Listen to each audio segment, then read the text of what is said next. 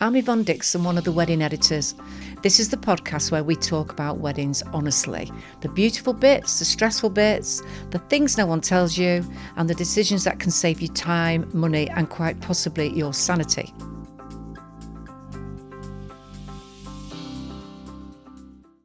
And today I am very, very fortunate to have what I would say one of the best florists in the industry, actually. And he's a great friend, and I've worked with his company many, many times. And I'm happy to say, welcome, Adi from Verdure. Now, hello, nice to see you. Hello. See, it makes me laugh straight away. So tell us how you got into flowers and how long you've been doing it. I've been doing flowers for like 26 years now, which is a very long time, and the company's been going for 21.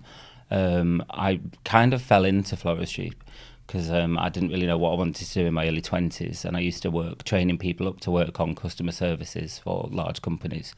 And there was one day I just thought, I can't do this anymore. You know, when you sort of see your whole career and you're like, you see yourself being a manager and you're going to be this. And I was like, no. So we had the opportunity for me to stop working and go back to college. And I decided to retrain as a florist because I didn't want to do beauty and touch people or deal with hair or anything like that. And I'd always studied sort of art and design. So flowers were almost like a paint and a tool to achieve a bigger picture. Interesting. So obviously I've been to your. It's like a proper warehouse, isn't it? Yeah. It's We've got a studio at Salford Quays. So it's like a big flower kitchen with a big walk-in cooler, and because you've been, and we've got the offices, and as well as that, we've got two other units. One's full of candelabras and all wedding paraphernalia and vases and bowls, and the other one's the Christmas unit, which at the moment is very much like. Well, I think I need to come to the Christmas unit. Yeah, you do, but at the moment, maybe not at the minute, because it's very much like that drawer in the kitchen where you keep shoving stuff in, and you just have to keep filling it. Just open the drawer and throw it in. But next month that's going to be organised, so Christmas will be joyous. Yeah, because I think it's. I bet people are booking Christmas, aren't they? Side point. Yeah, I've had 2 Christmas bookings this week. Wow. Which is and what about weddings at Christmas time? Do you do many of those? I have actually done a wedding on Boxing Day once. God, that's a Christmas written off then. I wouldn't like that. Yeah, but thankfully it was sort of in town, and Boxing Day sales started, so I could do the wedding and then go sales. Shopping. But no, it was. We were more worried, like from the guest point of view, because how do you drink or how do you have your Christmas without worrying? Yeah. Oh, we've got to go to the wedding next day. But it was actually beautiful. It was like really small, intimate, like just lots of different foliages, and so there was lots of scents. So you had like the holly and eucalyptus and ivy, and it was really nice. And it was sort of. I suppose if you think about it, at Christmas we all go around to friends at Boxing Day anyway, so it was just like that, just in a nicer venue and for a nice special without the occasion. turkey sandwiches. But I think a Christmas wedding is actually one of my favourites because I love the cranberries, the whites, the candles, the smells. Yeah, we go quite a lot. New Year's Eve's quite popular for weddings. Yeah. So that's a really nice place. So we had one a couple of years ago, and it was at the Midland Hotel. And they just treated it as like a massive party, and they had like a celebrant as opposed to like a traditional wedding. Yeah. And it was all very about them, and like the groom walked down to Backstreet Boys and had like cash guns and sort of all of love that. it. No, it was good. And then in the evening, sort of, you've got the whole party, and it all turned into like a New Year's Eve party and a beautiful wedding. I think you're selling this in. I think this sounds great. Yeah, I mean that's my New Year's Eve's gone for the next couple of years. But no, it was a great occasion. No, I think that's great. And when what I notice when I'm speaking with brides and they're talking with, we're talking about budgets, and they've seen all the Pinterest and the Instagram, everything, celebrity weddings, and they think that they're sort of real weddings. I'm sure some of them are. Yeah. But a lot of them are. It's a bit like catfishing, isn't it? For or weddings. some of them are shoots, or people where daddy's a billionaire, so you don't have to consider anything. They're not there on a £2.50 budget. No. And yet they're coming in, and I'm sure you must have this, because when they come to me and they say these are the flowers that I want, and it's like a full installation that I know is a 20k. Plus, that's your entry level. You've no chance of doing all of that everywhere. Yeah. And then I just walk them down. We come to you and let you tell them. Yeah, that's my job though. But in those sort of scenarios, it's best to discuss all options and find out what the couples or the bride, or no, it is generally the couples, would like, and get all of that down on paper and run through, and just be very open that you might not be having this, you might not be having that, but let's get all of this on paper. And then when the quote's gone out, it can then be sort of dissected and worked out into what's important. Yeah. Or maybe how can we reuse things. So say it's all in one venue, that's very easy. You can move stuff from ceremony to tables to wherever. Yeah. Or what we'd had a wedding on Saturday where it was a church wedding and we had glorious floral pillars outside a church. And then we put them in the back of the van and drove them down and put them in the room again. So there's ways and round. It's just being sort of very intelligent with how you use that budget. And this is where your expertise comes in, because as a couple that presumably haven't planned a wedding before, and maybe they're doing it on their own without a planner, they haven't really got any idea as to like the costs of everything to do with a flower installation. Like obviously your time, taking it there, building it, the materials. That's right. Yeah, and like in some ways, there's sort of ways you can look at cost by sort of bringing silks in, because we've got quite a large stock of silks. Yeah. So obviously they get cleaned and can be reused. But anything you have to buy in, even if it's a silk flower, it still has a cost associated with it. Yeah. But it's sort of working out how you can mix and match that to achieve the best for what you can. And I know on one of the weddings that we did together, we had some like chandeliers. I'm going to say aerial chandeliers. Of course they were. That's where they are up in the air. Yeah, up in the sky. And they wanted to dress those, and they thought they would be doing those with like natural blooms. And you said straight away, well, if they can't touch it, you can't touch it. Let's do silk, because you'll still get the effect. And it was a really clever way, and they were blown away by that advice. And it works really well, because you can even you can use like, I mean, foliage is still expensive, but you can use like natural foliage, especially like things like eucalyptus, because it smells incredible. Yes. And then like a silk hydrangea, even some of them now, and I shouldn't be saying this as a florist, I have to second guess some of the silks from afar to see if they're real or fresh. And especially, as I said, if they can't be touched, then that's a good way of doing that. And I think it's great. I mean, rather than me trying to explain to people what they can have, because there's obviously seasonal flowers. I mean, I know things can be, is it called forced, when they're making things appear out of season? I'm presuming there's an extra cost for that. Absolutely. Yeah. So, I mean, the usual one is peonies. Peonies, we want them all year round, because they're incredible, and they're beautiful. So right now, which is sort of May, June, is sort of peony season. Yeah. But like in November, we can't get them en masse, and if we do, they're going to cost you like £15 a stem, really, minimum, and that's sort of crazy. But there's so many alternatives. There's sort of roses that look a bit like peonies, sort of garden roses, or you can find something that has the sort of softness of that and pull those together. And I think this is the key thing when you're actually speaking to an expert that knows everything that's out there. And you come as a fixed person, you've seen it, and that's what I want. That I don't even know what it's called, but that's what I want. That's the one I want. That's the one I've got my heart set on, and then you're having to say, well, it's going to be £15 a stem, so let's not. So we might not use those. Or like sort of lots of flowers now are grown all year round, because they're grown all around the world. So lots are grown in sort of South America. Annoyingly, not peonies, but things like sort of hydrangeas and roses are grown, and it's grown outside because the temperature's the same all year round, which keeps that sort of fixed cost. Wow. So not all flowers where you think, oh, that's a summer flower, can be available all year round. And how do you, when somebody sits in front of you, and then you've got the dogs in the background and it's all very cosy, you've got your coffee, and they've said what they want, and then you're having to take that deep breath and say, well, how do you manage to contain any disappointment? Because that's the last thing you want to do, to disappoint anybody. How do you manage that? It's about, again, understanding what's the most important to the couple and the family, and sort of obviously not being rude about it, but being like, look... Managing expectations. It's managing expectations and saying that it will still look amazing. I mean, it's like if you come in, for example, with a Kardashian wedding, or like, like sort of more is more with more, then you would hope that someone would have an idea of how much that's going to cost. Yeah. But again, it's talking about alternatives and then sort of reassuring them how good it's going to look, and we can do that with like sample meetings and sort of playing around. And as I always say to brides and grooms when they come in to a sample meeting, if you love it straight away, great, that's great, the meeting's going to be short and we can move on. If you don't, that's more important. So I want you to tell me that it's not quite there right. And then there and then. Let's not because go then further down let's the not line. go for the no. Just Yeah. tell me it's awful or it's not. Yeah, it's not Or what it's you're not thinking. what you've got in your mind, and then you play around with it until it's right, and then it's just managed an expectation that way as well. Yeah, because I know when I've had people speak to me about flowers, and they'll say, "Oh, such and such has paid, £5,000 for flowers. It was ridiculous." And I'm thinking in my head, £5,000. What's that doing? The drinks reception? Yeah, that's You know, that's like, yeah, It's yeah. like, let's calm down. £5,000. Yeah. I think we need to price condition you a little more. And they say, Yeah. well, you can buy, bouquet in Marks and Spencer's and it's £25. I went, well, that's exactly what that is. It's a bouquet. That's a bouquet. The florists are bringing in the flowers maybe 3 or 4 or 5 days before your wedding, because they're going into a cold room till they're absolutely optimum performance on the day of your wedding. Because we can get the flowers in a week before, and then Yeah. they'll be in the cooler, and then like sort of peonies, you have to take And them you know outside how and long that they're pray going that they're going to open. Yeah. And yeah, it's a long process. Yeah. And I think that's where there's a disconnect. Yeah.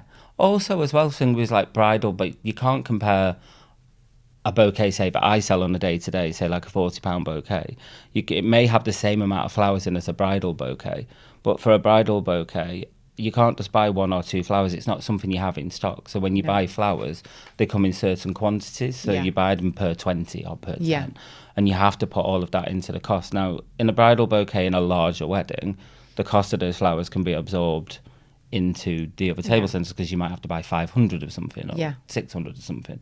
But if you're just doing a bridal bouquet, you can be left with X amount of stems that you're not going to use. So all of that has to be priced into the bridal bouquet, which is sometimes why a bridal bouquet can look very, very expensive. I think Dua Lipa got married the other day, and she had Icelandic poppies. And I saw a post the other day where it was it literally looks like a handful of poppies. It's beautiful, it's stunning, but like cost-wise, and it was costed up by an American website, and I think they had it at $275. Did they? Because of the cost, because you have to buy so many. Buy so many and then put that together. Yeah, and I think it is like, from if they've got a planner would definitely price condition them before they're sitting down in front of you. It's a setup and it's a time and it's the planning. It all got to go into the bottom line, hasn't it? Yeah. It's all got to go on the spreadsheet. So at this moment in time, are there any specific trends that you're seeing? Trends at the moment are sort of warm pastels we've done a lot of this year. So sort of like corals. I hate the word peach, but sort of we'll Like call a blush. Is a blush included? Blush, sort of, we'll call it apricot. Do you know, sort of look how good peach. Apricots and sort of like blues and sort of bringing it all in. And like, Blues? yeah, sort of, but like sort of blue delphiniums and very like cornflower blue. Oh, no, I'm thinking country style. Yeah, but it's all that sort of peeled in to bring in lots of texture. That's sort of one side. And then another side is more sort of architectural, sculptural pieces. So reducing the number of flowers you're using. You may only have a palette of, say, 5 or 6 flowers. Yeah. But use masses of them. So like columns of hydrangeas with sort of anthuriums and other bits and pieces sticking out. So it feels more like a modern art installation as opposed to a traditional wedding. But this is the joy of my job. I get to do all sides of it. So I've got one at Grantley, which I know we've worked there with you. We've worked together amazing. there, we have. But it's all going to be sort of greens and sort of really sort of different foliages and loads of texture. And the inspiration from that came from, originally it was like Dutch masters paintings, which was, so you've got all the sort of different flowers and textures at different sizes. And then when we were talking about how to do the aisle differently, I remember the Gucci show, which was at the Tate Modern, and they just had this amazing planting around the catwalk, and it felt like we were walking a bit through a jungle. But we're not. I love that. We're not going jungle. We're going to go sort of more foresty. Yeah. But it's like different ways you can do that as well. I was going to ask you that. Where do you take inspiration? Obviously, the Gucci. The Gucci show, that one. No, but it's, a lot of it is sort of, I spend a lot of time in art galleries and sort of paintings and that. Fashion's a major one, because that's sort of where lots of the colour trends can come from. But it's also like set design and sort of like, like opposing textures and things like that can work out really nicely. And a lot is straight from the client. So, I mean, my ideas come from here, there and everywhere, but it's the interpretation of what the client wants. And that's the fun bit where you're like, right, how can we make this happen and achieve this? So when they come in, do they come in with like, obviously probably not a scrap book anymore or a box, or do they? Well, no, well, we've gone from when I first started to like A4 lever boxes, like full of stuff. Full and of that was things all they've very seen. exciting Yeah. because it's tactile and you Yeah. can touch it. Yeah. Now it's Pinterest and Instagram, which is brilliant. Yeah. And then you've got some people who come in who've got zero idea Yeah. whatsoever, which is challenging but still fun at the I was same going to time. say, how do you start when they come and they don't really know what they want? It's 101 questions. Yeah. And it's what I find easiest is finding out what they don't want first. Yeah. Sort of what really sort of turns them off, and then trying to find a way into what they want. But I mean, the thing is, there's so many options now, and we get information from so many different places. I can see how it becomes overwhelming.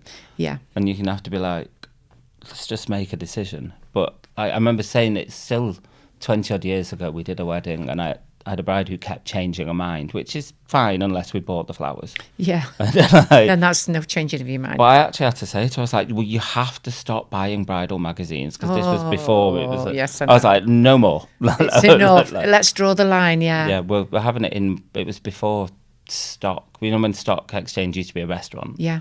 It was in there, and it was just like, you've got an amazing venue and we've got peonies, let's just leave it at that. Leave it at that, That's yeah. just all we need to do. Yeah, exactly. I think sometimes there can be an overdressing situation where people just think more is the way forward. And sometimes, like you say, if you've got a magnificent venue and you're in a superb setting, it's almost silly to just overload when you don't really need to. You just need to accessorize it. Yeah. I mean, there's different ways of dressing spaces. So you can either accessorize it with like small amounts of very well executed, perfectly arranged sort of chic flower arrangements, or you can go like the maximalist where more is more, and that's fun as well. But there's obviously a budget associated with that. Yeah, I think more is great if you're in a venue that's less than pretty.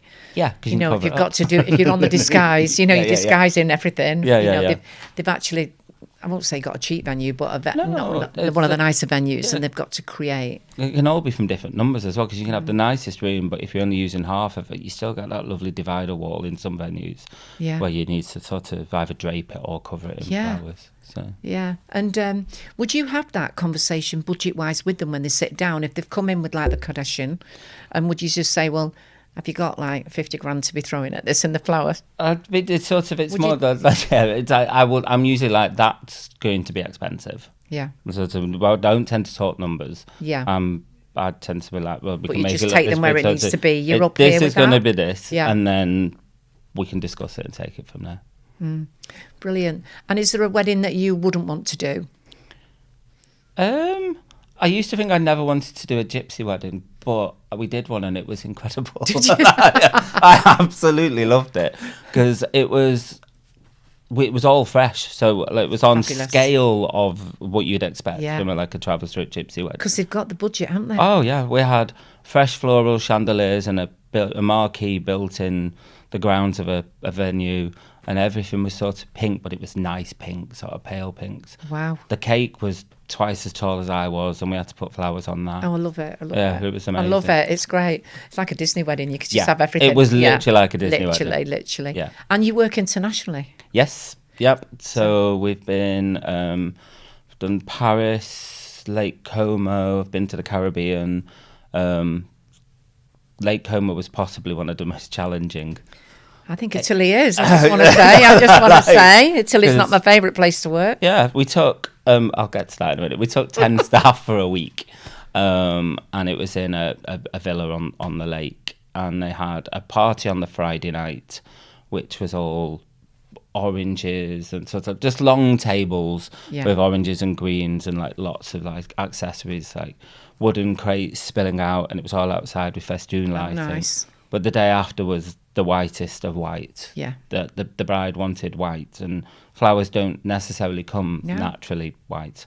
So that was a challenge. But we had an Arctic truck full of flowers sent. Just going to say, you must have taken them with you. Yeah, no, well, we had our equipment sent to Holland, and then Holland drove it to Lake Como. But it was, a truck full of flowers. There was like 6,000 white peonies, 10,000 roses, 15,000 hydrangeas. Yeah.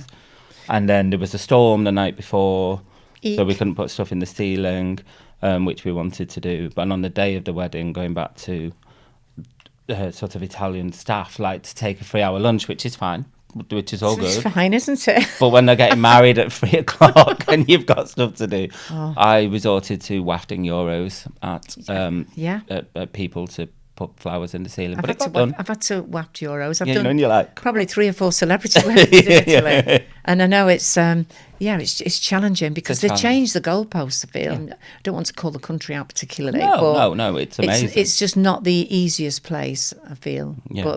But at least if you know you've got a wedding at Como, you know they've got a budget. Yeah. You're not worrying about. No, You know, they flew their dog in on a private jet. I love it. So we were good. Oh, that's a great client. That's a great client. So how busy are you this year, as usual? Very busy this year, yeah. So we've got a couple of weddings this weekend. I've got to Harrogate on Sunday, and then Friday there's one in town, I think. And then, I think we've got weddings, at least one all the way through to January now. Brilliant. Well, that's because you're so good. Honestly, AD, it's great. So where do people find you?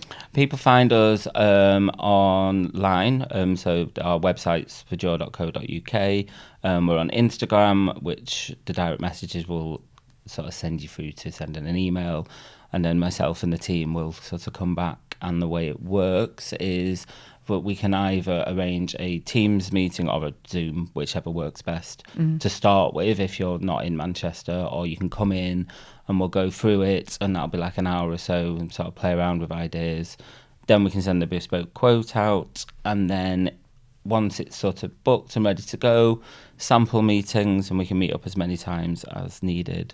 And also, if we've not been to a venue, or sort of a bride and groom wants us to go and visit a venue, then we'll go and sort of do site visits and play around with how we can make that look the best. So basically, you'll make the whole experience totally enjoyable for them. Yeah. Take the stress out. Take the stress out. Well, I can recommend you 100% because obviously I've worked with you many, many times, and I think it's always as well about having the fun as you're going about your business. I think it's nice for everybody, isn't it? Yeah, and sort of working together as a team, because you'll know on a wedding day, things, you have a plan and it all goes perfectly well all the time, but it's about working together to make sure that we all achieve that goal at the end. Yeah, exactly, to make sure that they've got the very special day. Well, thank you very much, Adi, for joining me today on the Wedding Editors podcast. Thank you.